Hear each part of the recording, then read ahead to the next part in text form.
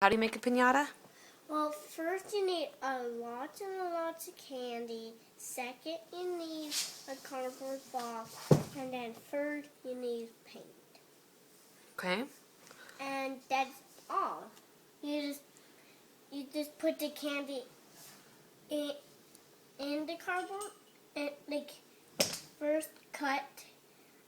You need scissors too. Yeah. So you got the scissors.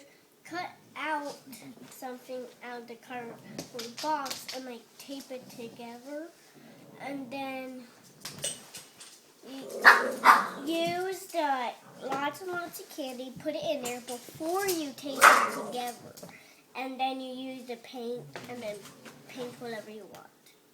Huh. But you need a really big cardboard box to make a big, like an alien or T-Rex that's really big. Cool. Yeah. All right. Thank you for letting me know how to make a piñata.